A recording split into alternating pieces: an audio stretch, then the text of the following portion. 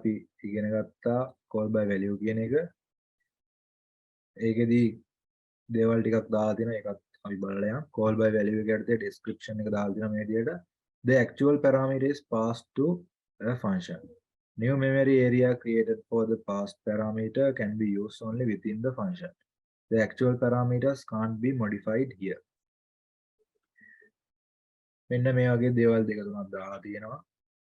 දැන් මේකෙදි වෙන්නේ මොකක්ද කියලා මම ඉස්සෙල්ලා පැහැදිලි කරා. parameters වලින් values pass වෙන්නේ කොහොමද? ඊට පස්සේ අපි හදන function එක ඇතුළේ ඉඳන් values input කරගන්නේ කොහොමද? එහෙම නැත්නම් වෙන තැනක ඉඳලා අපේ function එකට values එවන්නේ කොහොමද? මේ කියන දේවල් ටික කතා කරා. හරි. ඊට පස්සේ function වල අපි කතා කරන ඊළඟ ආකාරය තමයි call by reference එක. Instead of copying variable, an address is passed to function as parameters. Address operator is used the parameter of the called function. Changes in function reflect the change of original variable. දැන් මේකෙදි කරන්නේ reference එකක් විදිහට පාවිච්චි කරන එක. reference එකක් කියපුවම කොහොමද reference අපි පාවිච්චි කරන්නේ? මේ තියෙන call by value එකට අදාළව reference එකට අදාළව පාවිච්චි කරද්දී ampersand එක දාලා ගන්න එකක් තමයි තියෙන්නේ. ඒකත් අපි බලමු කෝඩ් කරලා.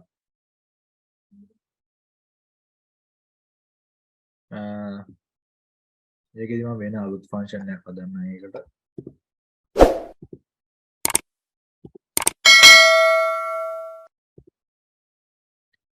හරි. ඉස්සරව මම හදනවා ෆන්ක්ෂන් එකක්.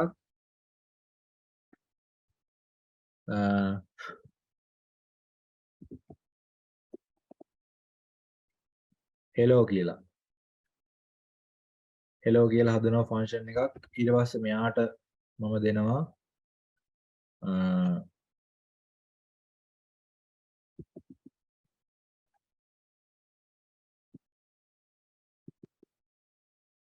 integer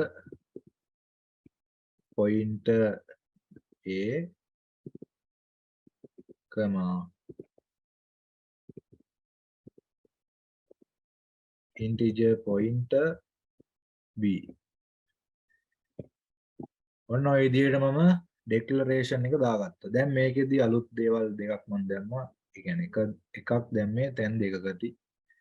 star එක දැම්මා. star එක එහෙම නැත්නම් pointer එක කියලා කියනවා මේකට. මේකෙදි අපි කරන්නේ අපිට සාමාන්‍යයෙන් variable එක address එක පාවිච්චි කරලා කරගන්න දෙයක්. දැන් මේ point කරන එකක් ගැන තමයි මෙතනදී කියන්නේ.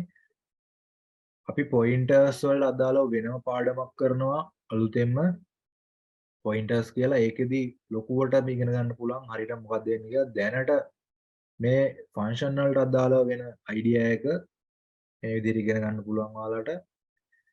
මේ කොටස පැහැදිලි කරන්න කලින් මම පොඩි කොටසක් තව පැහැදිලි කරලා ඉන්නම්. white board එක share කරලා. හරි. ඉස්සරවම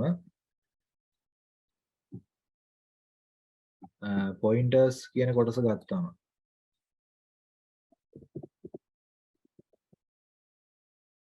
ඔයාලා දැනගන්න ඕනේ මේකේ මොකද්ද වෙන්නේ කියලා. සරලව ඉස්සෙල්ලා pointers කියන පාඩම කරන්න කලින් අපි දැන් මේ කොටස පාවිච්චි කරන හින්දා variable එකක් ගන්නවා මේ විදිහට. integer a සමානයි 10යි.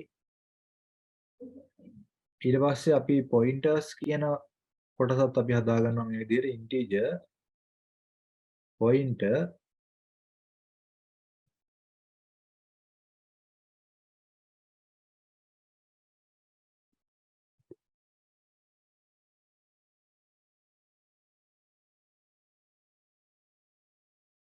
b කියලා හදනවා. එතකොට දැන් අපි normally දාගත්තා integer a සමානයි 10යි කියලා. දැන් මෙයාව memory එකේ store වෙන විදිහ අපි දන්නවා.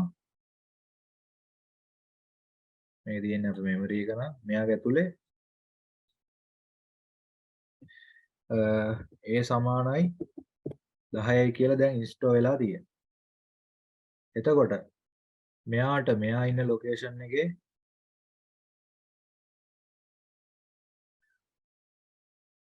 මෙන්න මේ කොටසේ.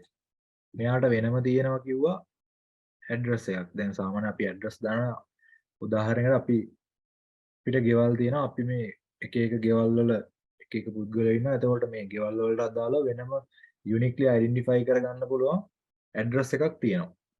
ඒ ගෙදරට අදාළව.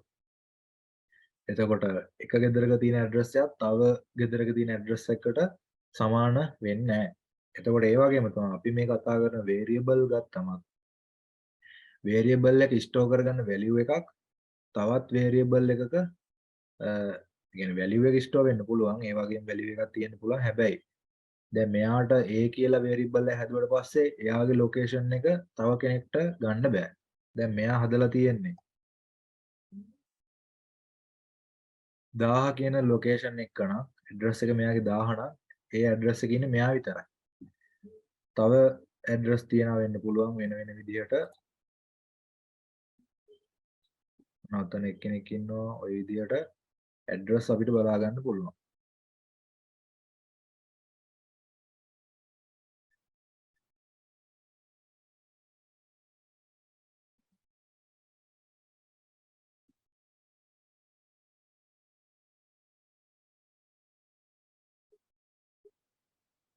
දැන් මම ওই විදිහට ඇඩ්‍රස් කිහිපයක් දාගත්තා. අපේ මෙමරි එකේ ස්ටෝර් වෙලා තියෙනවා කියලා හිතලා. මෙයාගේ ඇඩ්‍රස් එක කිව්වේ 1000. දැන් අපි පාවිච්චි කරන data type integer නේ. එතකොට මෙමරි එකේ අපි කිව්වා මෙයාලා integer නම් byte 4ක් occupy කරනවා කියලා. එහෙනම් මෙයා යන්නේ 1004න්, මෙයා 1008න්,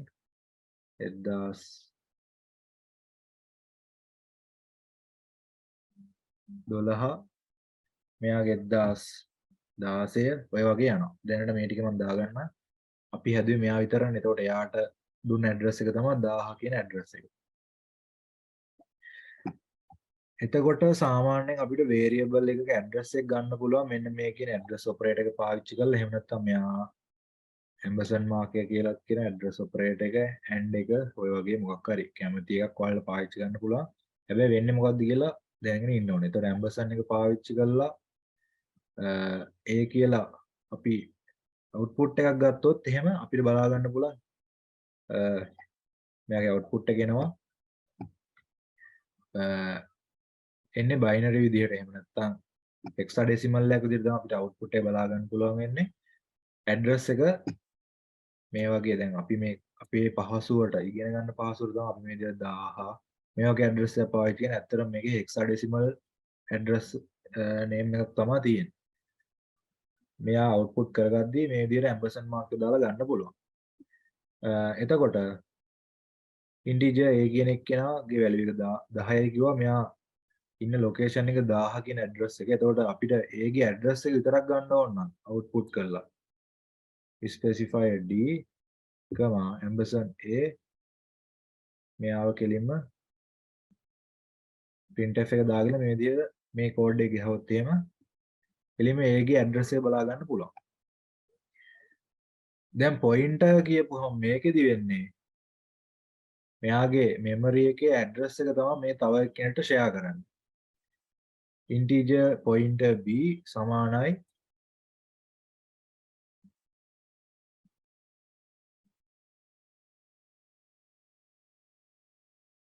ampersand a කියලා දුන්නොත් එහෙම මේකෙන් එන්නේ කියලා කිව්වේ ඇඩ්‍රස් එක. එහෙනම් A ගේ ඇඩ්‍රස් එක මෙතෙන්ට එනවා. A ගේ ඇඩ්‍රස් එක කියන්නේ 1000යි. එතකොට 1000 කියන ඇඩ්‍රස් එක තමයි මෙන්න මේ B ගේ ස්ටෝර් වෙන්නේ. එතකොට B කියන එක කියන අපි ගමු මෙතන. එතකොට B සමානයි 1000යි. ඔන්න ඔය විදිහට තමයි ස්ටෝර් වෙන්නේ. B සමානයි 1000යි. 1000 කියන්නේ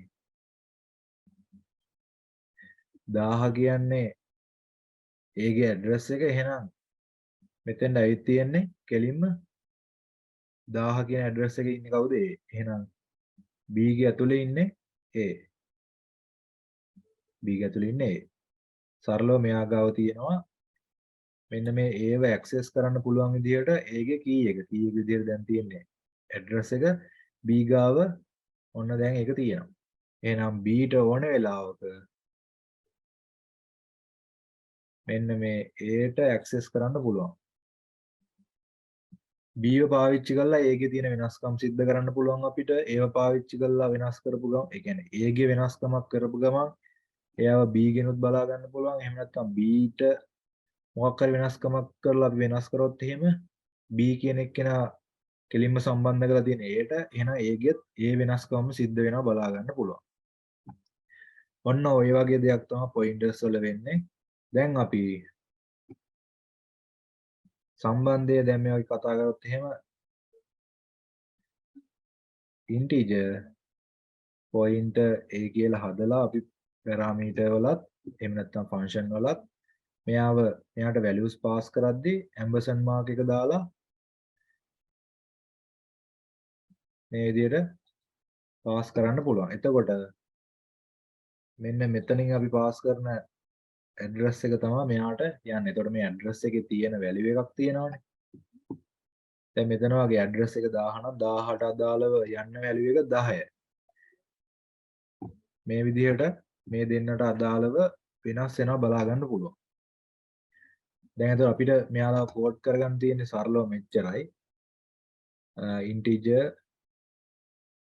hello කියලානේ මම දාගත්තේ hello integer pointer a මේ විදිහට දාගත්තා. හරි මේක declaration එක ඊට පස්සේ definition එකත් මේ විදිහට වෙනවා hello integer pointer a ඊට පස්සේ මෙතනින් අපි දාගන්නවා a සමානයි a multiplied by a ඊට පස්සේ a ව return කරගන්නවා return a දැන් අපිට මෙතන මේ විදිහට return කරගන්න පුළුවන් return කරගන්න අවශ්‍යතාවකුත් නැහැ අපි return එක අයින් කරගමු reference දාන හින්දා මම කිව්වා මෙතනින් කරන වෙනස්කම අපි මේ දෙන්න ආදේශ කරලා තියෙන තැන් වලත් සිද්ධ වෙනවා කියලා. මේ තියෙන්නේ A මේ තියෙන්නේ අර ඉස්සෙල්ලා අපි හදපු B කියන එක කෙනා කියලා තියෙනවා. අපි හිතමු pointer B මේ තියෙන normal A මේ දෙන්න point වෙලා තියෙන්නේ. එහෙනම් මෙයාගේ අපි දීලා තියෙන value එක 10 නම් මෙයාට යන්නේ මෙයාගේ address එක. එහෙනම් මෙයාගේ address එක තියෙනවා. address එක තියෙනවා කියන්නේ මෙයාගේ හැමදේමත් මෙයාට ගන්න පුළුවන්. එතකොට අපිට pointer B මගින් output වෙන්නේ 10 කියන value එක. ampersand A මගින් එන්නේ A ගේ address එක. address of A. නිකම් B අපි ගත්තොත් එහෙම එතකොට එන්නේ address of A. ampersand B කියලා ගහුවොත් එන්නේ address of B. දැන් මෙතන ලොකුවට මට පැහැදිලි කරන්න ටයිම් එකක් නැහැ. pointers සම්පූර්ණයෙන් දැනට වෙන idea එක විතරක් තේරුම් ගන්න pointers පාඩම කරාට පස්සේ ලොකුවටම තේරුම් ගන්න බලමු pointers වල මොකද්ද වෙන්නේ කියලා. pointers කියන්නේ ලොකු පාඩමක්. එතකොට ඒක මේ පොඩි ටයිම් එක කරගෙන කතා කරන්න බෑ ලොකුවට. තේරුම් ගන්න බෑ ටිකක් සංකීර්ණ වැඩි පාඩමක් නිසා. ඒක නිසා සරලව මෙතන call by reference එකට අදාළව මම සරලව පැහැදිලි කරන්නම් වෙන්නේ මොකක්ද කියලා. call by values එක ඔයාලා තේරුම් ගත්තා නම් ලොකු දෙයක් නෑ මේක තේරුම් ගන්න. හරි.